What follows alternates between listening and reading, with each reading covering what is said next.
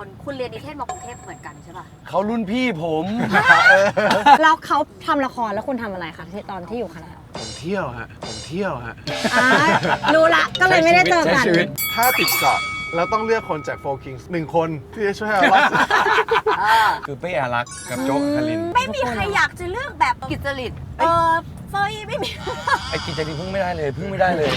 ตัดไปเลย ถ้าวันหนึ่งต้องสลับร่างกัน เราจะเอาร่างของอีกฝ่ายไปทำอะไรเป็นอย่างแรก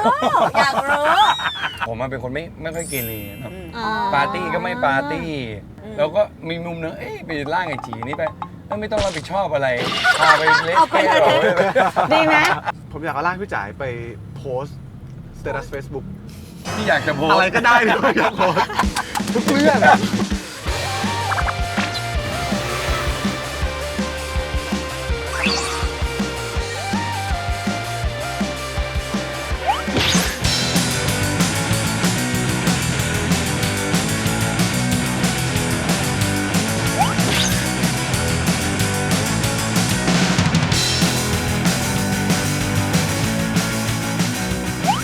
มาค่ะยินดีต้อนรับ2 หนุ่มจะเหมือนกันไปไหน คาราคา สุ ซั ภาง ราคาซังสวัสดีค่ะพี่สีพี่สาย สวัสดีครับ สวัสดีค่ะ ถ้าสมมติมองแวบแรกจะรู้สึกว่ามาจากกลุ่มเดียวกัน แต่ที่เพิ่งรู้ว่า2 คนเจอกันครั้งแรกคือซีรีส์เรื่องนี้แหละ จริงๆคุยกันก่อนหน้านั้นแล้วนะ ก็มีบ้างแล้ว เรา คุยกันตอนไหนพี่ คือกับพี่จ๋ายครับเป็นคนที่รู้สึกว่าเหมือนพอเจอแล้วรู้จักกันมานานแล้วสนิทเลย คือคุยลึกซึ้งได้รวด ก็ เร็ว คือเจอค่ะจำได้ละเจอที่บ้านพี่สายพี่ เจอครั้งแรกดีฟท็อก ดีท็อกเลย คือจริงๆต้องบอกว่าทั้ง2 คนน่ะมาจาก Universe 4 King แต่คนละเซตป่ะ คนละ เขาไม่ได้เจอกัน คนละภาค รายการนี้ก็จะเป็นรายการที่แบบว่ายุให้คุณทะเลาะกันเคลียร์กัน เพื่อจะให้คนรักกันมากกว่าเดิม ครับ เขาบอกว่าในความสัมพันธ์เนี่ยถ้าเราทะเลาะกันอะแล้วเรากลับมาดีกันได้อะความสัมพันธ์มันจะลึกซึ้งยิ่งขึ้น คุณเห็นด้วยไหมกับประโยคนี้ มันก็เป็นได้สองแบบนะหมายถึงว่า อ๋อ ถ้าลึกซึ้งก็ลึกซึ้งไปเลยอะแต่ถ้ามัน ถ้าแตกก็แตกไป มันแคร็กก็แคร็กเลยอะ แล้วคุณเลือกแบบไหนคุณเลือกที่จะแบบว่าทะเลาะแล้วดีขึ้นหรือว่าไม่ทะเลาะเลยดีกว่า ผมเป็นคนรักสงบ ไม่ชอบปะทะใช่ปะ ใช่ครับ ผมไม่ชอบทะเลาะ อืม แต่ว่าผมชอบคุยนะ หมายถึงว่า สื่อสาร ถ้าคุยดีฟท็อกเถียงกันอย่างเงี้ยได้แต่ว่าไปถึงขั้นแบบ ทะเลาะกัน แบบหนักมันเหนื่อยพลังงานเนาะแสดงว่าจริงๆแล้วพี่2 คนเป็นคนรักสงบเหมือนกันปะ สงบ แต่ถึงลบ ไม่ค่ะ ค่ะ ถ้าจะบอกว่าคุณรู้ป่ะเขา2 คนคุณเรียนนิเทศมากรุงเทพเหมือนกันใช่ป่ะ เขารุ่นพี่ผม ใช่เพราะว่าพี่จ่ายซิ่ว อ้าว พี่จ่าย งงเลย ซิ่ว ดิ ไม่ ทำไม คือตอน พูดเลยดีกว่าทำไมอ่ะแล้วเคยเจอกันไหมอะตอนเรียนอ่ะ ไม่เคย เพราะว่าคนละเอกป่ะ พี่จ่ายพี่ ใช่ ผมแอด คุณเป็นคนที่ทำกิจกรรมคณะเหมือนกันไหม คือภาควิชาผมอ่ะมันทำแต่ละคร แล้วมันก็อยู่แต่ในโรงละคร ละคร มันก็จะไม่ได้เจอใครสักเท่าไหร่ เพราะจริงๆ แล้วอะคณะไม่ได้ใหญ่นะจีนะ เออนั่นน่ะดิ เล็กนิดเดียวเอง แล้วเขาทำละครแล้วคุณทำอะไรคะตอนที่อยู่คณะ ผมเที่ยวฮะ รู้ละก็เลยไม่ได้เจอกัน ใช้ชีวิต คือตอนนั้นน่ะชอบแบบติดเดินป่า มีช่วงปีหลังๆ ที่แบบว่ามันเริ่มมีงานประกวดพวกหนังสั้นนู่นนี่นั่นสอะไรอย่างเงี้ย อาจารย์เขาก็จะบอกว่าเฮ้ยเนี่ยใครเขียนบทหนังแล้วได้รับคัดเลือกได้10 อันดับแรกอะไรอย่างเงี้ยไม่ต้องเข้าเลยเดี๋ยวจะเช็คชื่อให้เลย เราก็เลย ตั้งหน้าตั้ง ทำ ตา สิ่ง เขีย นั้น น แล้วก็เลยโชคดีได้ติด แต่ว่าระยะเวลา4 ปีคือก็ไม่เจอกันเลย เจอเลย ไม่ ความประหลาดคือมาเจอกันตอนทำงานแล้ว แล้วก็คุยกันเนี่ยไอจีมันก็เรียกผมพี่ใช่ไหม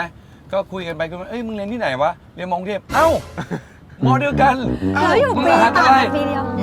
กู155ไอ้นี่บอก154อ่ะเรียกเป็นรุ่นพี่อีกด้วย แต่ปีเดียว พี่แค่ปีเดียว ใช่ ใช่ไหม แค่ปีเดียว จริงๆอ่ะฉันไม่อ่านประวัติมาเส้นทางชีวิตของคุณ2 คนมีความใกล้เคียงกัน ไปเรียนต่างประเทศแป๊บหนึ่งไปเรียน international แป๊บหนึ่งพี่จ่ายเป็นนานาชาติ อ๋อเป็นนานาชาติ แต่ว่าสุดท้ายกลับไปบรรจบที่คณะนิเทศศาสตร์มอกรุงเทพเหมือนกัน ครับ คุณแสดงว่าคุณก็ speak English กันได้ พูดไม่ได้เลยครับพูดไม่ได้เลยครับเพราะว่าไม่เรียนหนังสือเลย เราเน้นทำกิจกรรมไงพี่ เอาไว้ไง เอางี้ อ่ะ ไหนๆถือว่าได้ดีฟทองเรารู้จักกันมาสักพักหนึ่งขอเข้ามิชชั่นแรก มันเป็นมิชชั่นที่ว่าดูว่าเราคิดว่าเรารู้จักอีกคนแค่ไหน ช่วงวัดความซี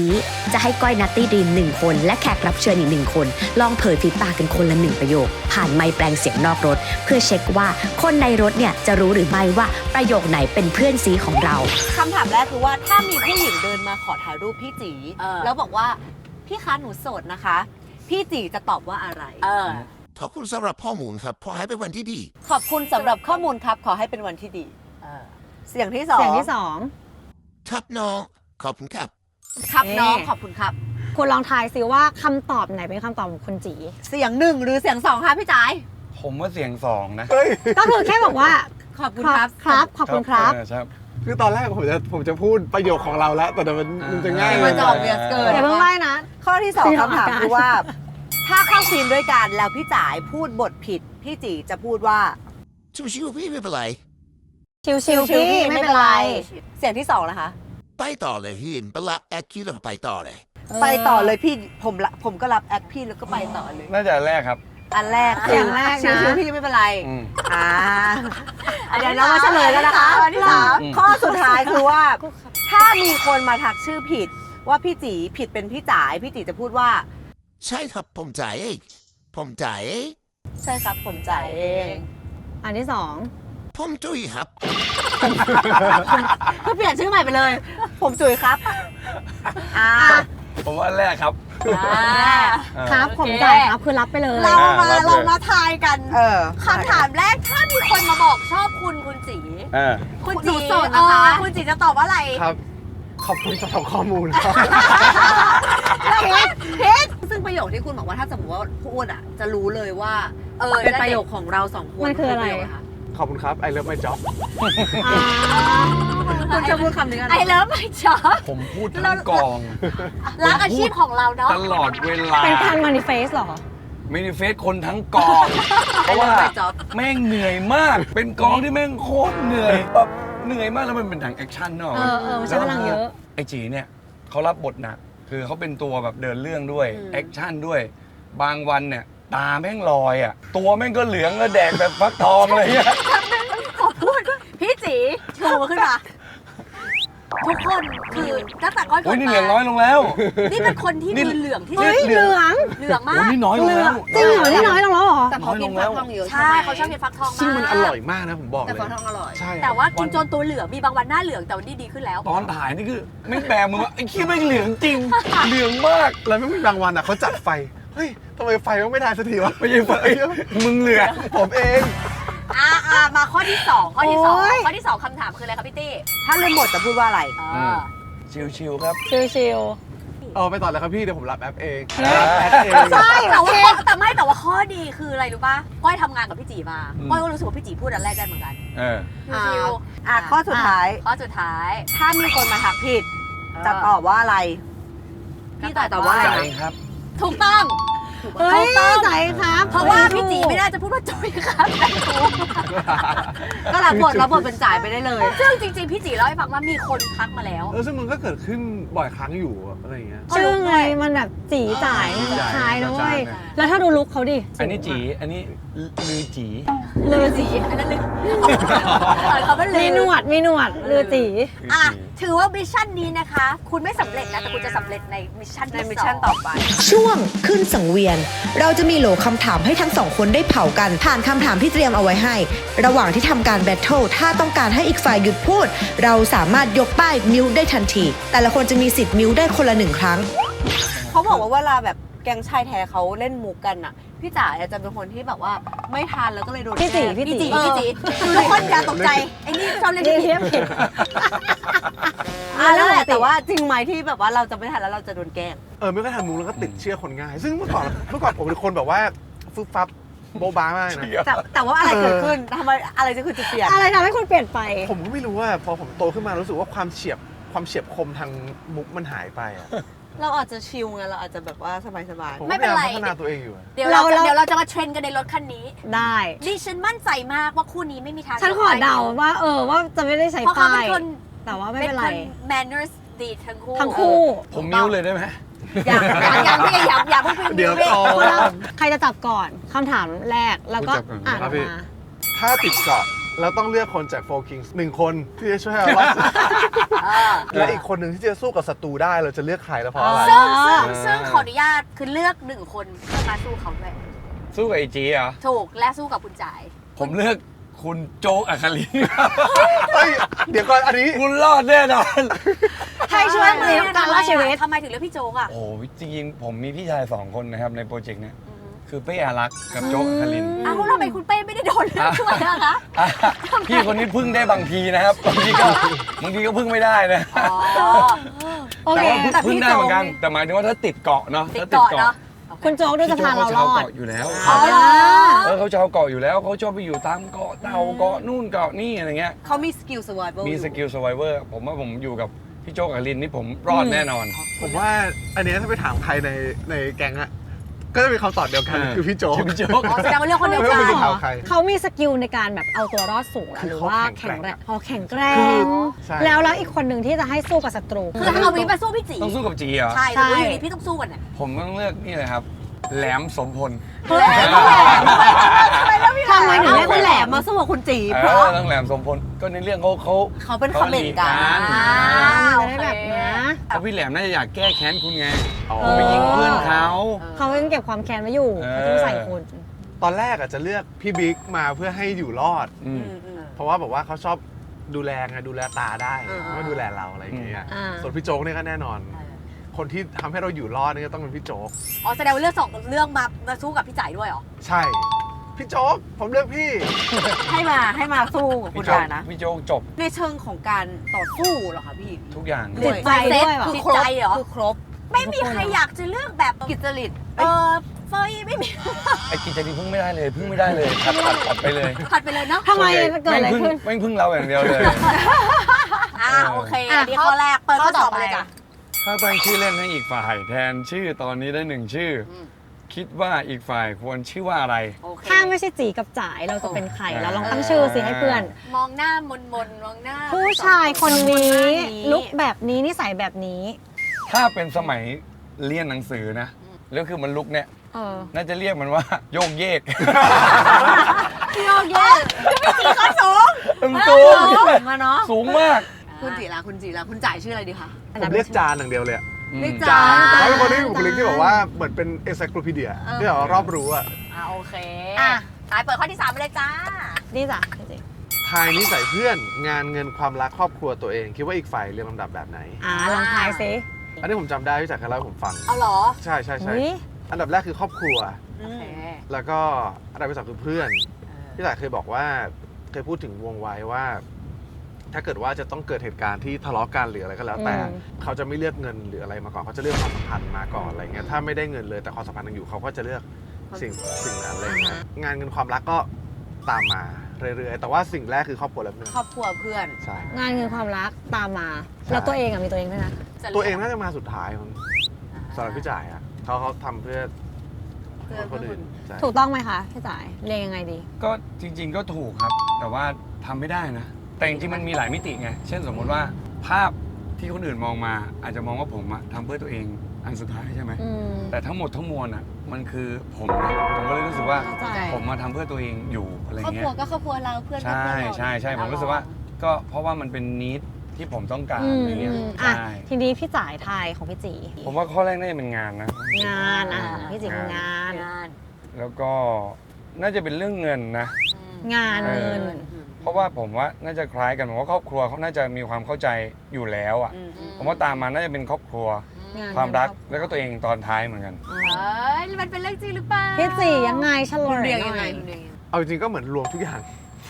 ไว้ปั้นๆในก้อนเดียวกัน พยายามบาลานซ์ใช่ไหม ใช่ บาลานซ์ทุกอย่างเหรอ ใช่ แล้วถ้าต้อง priority ได้1 อันแบบเด้งขึ้นมาเลย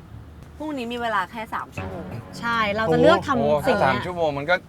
อีกช้อยหนึ่งเลยนะ เข้าใจเรื่องมันเปลี่ยน ถ้าในวัยนี้คือเรื่องงาน อันที่สอง ตรง เหมือนกัน ครอบครัวกับเพื่อน ครอบครัวกับเพื่อนเขาต้องเหมือนที่เขาได้ไปจ่ายครอบครัวกับเพื่อนแล้วอันที่ เอาจริง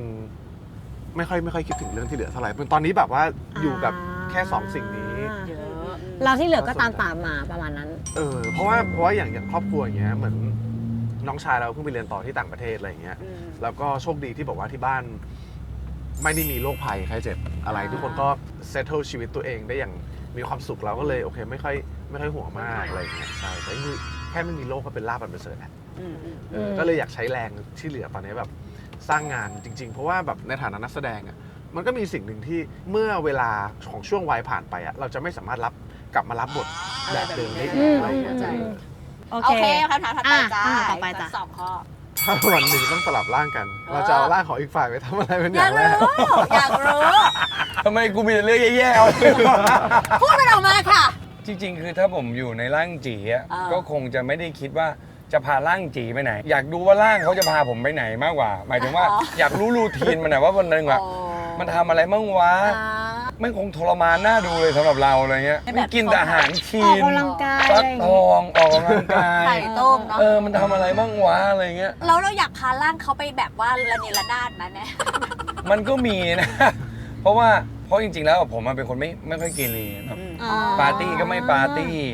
ผู้หญิงก็ไม่เที่ยวอะไรเงี้ยไม่ใช่คนเจ้าชู้ด้วย แล้วก็มีมุมนึงไปล่างไอ้จีนี่ไปไม่ต้องรับผิดชอบอะไรพาไปเละเทะหรอก ดีไหมพาไปเลยเทเลย คือเราไปใช้ชีวิตอย่างเต็มที่แบบ ไม่ต้องรับผิดชอบแบบ consequences ตามมา ถูกต้อง เพราะมันเป็นร่างของพี่เลิศนะ นั่นแหละคือสิ่งที่อยู่ในหัวพี่ เอาให้คุ้มไปเลย โอเคอะพี่จีนะคะ จะเอาร่างพี่จ่ายไปทำอะไร ผมอยากเอาร่างพี่จ๋ายไปโพสต์สเตตัส Facebook ที่อยากจะโพส อะไร ต์ ก็ได้ที่ผมอยากโพสต์ทุกเรื่องอะ เพราะว่าพี่เข้าใจ คือเราอยู่ในประเทศเนี้ยมันมีอะไรเต็มไปหมดเลยอะ ใช่ใช่ มันมี ใช่ สิ่งที่เราสามารถพูดถึงวิจารณ์วิเคราะห์ได้ในทุกๆมิติเลยอะ อืม ก็ในขณะเดียวกันมันก็เปราะบางในทุกๆมิติเช่นกันอะไรอย่าง ถู เงี้ย กถูกก็เลยสมมติว่าเป็นพี่จ่ายก็เดี๋ยว มัน ค่อย แต ตื่ ก น หม มา ด รับ ทุกอย่างโดนรับจบ โอเค อ่ะ มาข้อสุดท้ายกันจ้า พี่จ่ายจ้ะ เลทความแพรวพราวของเพื่อนเรา 1 ถึง 10 ความแพรวพราว แพรวพราวอะไรอะ แพรวพราวแบบว่าคารมที่แบบว่าผู้หญิงจะหลงเสน่ห์หรือว่า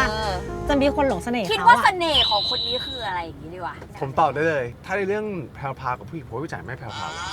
ไม่แพ ไม่ รวพราว แพรว คือหมายถึงว่า เขาพูดว่าเขาไม่เจ้าชู้ ไม่ใช่คนเจ้าชู้แต่มีสีสันแบบว่าถ้าผู้หญิงอยู่ด้วยอะจะต้อง enjoy ที่ได้ spend time กับเขาอะไรอย่างเงี้ย อาจจะงงไว้เลยนะอาจจะงงไว้เลยนะ ก็จะกำลังเจออะไรอยู่ เขาอาจจะงงก็ อาจ ได้ จะ แบบ จูน อะไรของไอ้ที่นี่วะอะไรเงี้ยเดี๋ยวดีเดี๋ยวร้าย แต่ว่าไม่เจ้าชู้เลย ไม่เฉย โอเค เพราะว่าไม่รู้ว่ามันไม่ดีหรือว่ามันไม่ได้อยากเจ้า เอ ชู้ อ เล เอย อคือหลักความคิดของพี่ ไม่ได้ ต่อ ส เรื่อน งนี้ ใจเลยวะแต่เราพยายามนะ เราพยายามจะโรแมนติกเพราะเรารู้สึกว่าบางคนเขาก็นี้สิ่งนั้นใช่ไหมเออ เฮ้ยแต่พี่ เรื่ ก็ องแบบ ลงรูปน่ารักอยู่นะ เราก็พยายาม เราพยายามที่ เราพยายามทำไง น่ารักโรแมนติก แต่ว่าหมายถึงว่าโดยธรรมชาติแล้วอะเรามองผู้หญิงเป็นมนุษย์มากเลยอะนี่คือน้องนี่คือเพื่อนนี่คือพี่ เราไม่ได้มองผู้หญิงเป็นเพศหญิงแบบนั้นอะ แต่แสดงว่าสมมติว่ากับแฟนอย่างเงี้ยที่เราเจอแล้วเรารู้สึกว่าเฮ้ยถูกใจเขามีเสน่ห์มันก็จะดึงดูดอีกแบบหนึ่งถูกไหมครับ มันเกิดขึ้นเพราะว่าเราโอเพ่นเพราะตอนนั้นเราโสดไงแล้วมันก็เหมือนแบบว่าพอมันพัฒนาความสัมพันธ์เรามีข้อตกลงร่วมกันว่าโอเคคนนี้ แล้วเราก็หยุดไง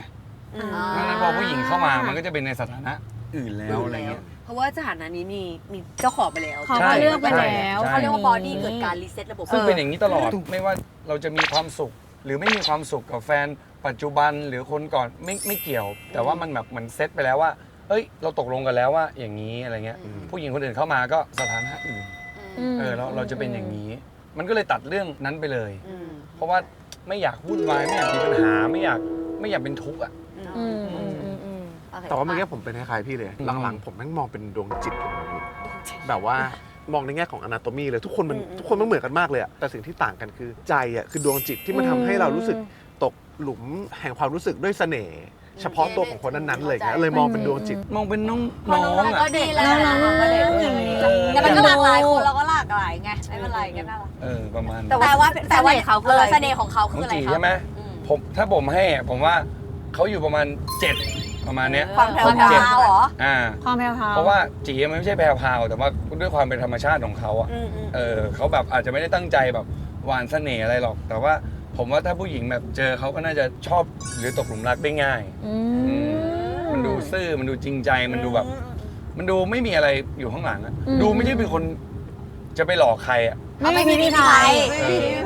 ถือว่ามิชชั่นที่ 2 ได้รู้จักทั้ง 2 คนมากขึ้น เข้าสู่มิชชั่นสุดท้ายมันจะดูแบบหวานๆ ช่วงเคลียร์ใจ จะมีคำถามเคลียร์ใจ 3 ข้อให้ทั้งคู่ผลัดกันตอบ 1 อย่างที่เราชื่นชอบในตัวเขา 1 อย่างที่เราชื่นชมในตัวเขา และ 1 อย่างที่เราเป็นห่วงเขาแล้วไม่เคยบอก เพื่อเคลียร์กันว่าด่ากันขนาดนี้ทำไมถึงเป็นเพื่อนรักกันอยู่ ใครเริ่มก่อนก็ได้ค่ะ แต่เวลาพูดมอง ผม ตา ก็ได้ ที่ เอ้ยมองตาหน่อย ผมชื่นชมจีในเรื่องของความตั้งใจ แล้วก็ความจริงใจของจีสำหรับพี่จีเป็นคนซื่อแต่ความซื่อของจีมันคือความน่ารักทำให้จีเป็นคนจริงใจ แล้วก็เวลาทำอะไรจีจะตั้งใจมาก สิ่งหนึ่งที่ทำให้เป็นห่วงด้วย ไม่รู้ว่าวันหนึ่งมันอาจจะตึงไป จนทำให้มึงรู้สึกไม่สบายในงานหรือในชีวิต หรือในแบบเรื่องความคิดอะไรก็ได้อะไรเงี้ยอยากให้มึงแบบรีแลกซ์กว่านี้ แล้วเรื่องบางอย่างที่รู้สึกว่ามันยากอ่ะมันอาจจะง่ายไปเลยอะไรเงี้ย ขอบคุณครับพี่ ชื่นชมอะไรในตัวพี่จ๋าย ผมชื่นชมที่มีความเป็นผู้บริหารมีความศิลปินนักแสดงความเป็นเพื่อนแบบแล้วกระโดดมาวงการการ์ดคือทุกอย่างที่พี่ทำอ่ะมันอยู่คนละเฉดสีกันหมดเลยอ่ะแล้วโดยปกติอ่ะเรามักจะสูญเสียตัวตนไปทีละนิดทีละหน่อยกับสิ่งที่เราเลือกทำอย่างจริงจังซึ่งพี่จริงจังกับทุกอย่างแต่ว่าผมชื่นชมที่พี่ยังเก็บรักษาความเป็นมนุษย์ไว้ได้อย่างครบถ้วนและสมบูรณ์แบบอะไรเงี้ยเป็นสิ่งที่ผมแบบชื่นชม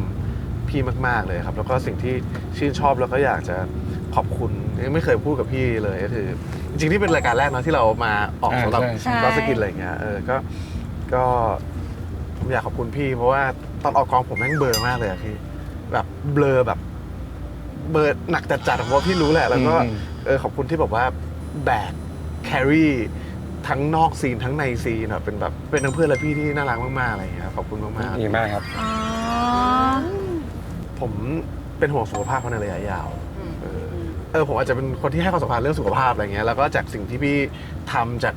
รูทีนที่เราเคยคุยกันอะไรอย่างเงี้ยเรื่องงานเรื่องร่างกายจิตใจอะไรเงี้ยผมก็เป็นห่วงสุขภาพพี่ในระยะยาว thank you ครับ จังเล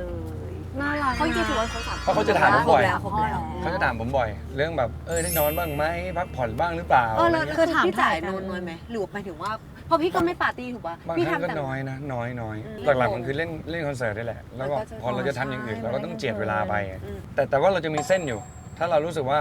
เอ้ยมันเริ่มจะแคร็กหรือว่ามันจะทำให้สุขภาพเสียงเนี่ยมันแย่ก็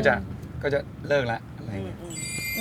โอเคค่ะว่าได้รู้จักทั้งสองคนมากขึ้น ก่อนไปถึงตอนจบอยากถามพี่ๆหนึ่งอย่างที่รู้สึกว่าถ้าหนึ่งอย่างที่อยากเปลี่ยนแปลงในวงการอุตสาหกรรมของการบันเทิงไทยอะอยากจะเปลี่ยนอะไรคนละหนึ่งอย่าง ผมอยากให้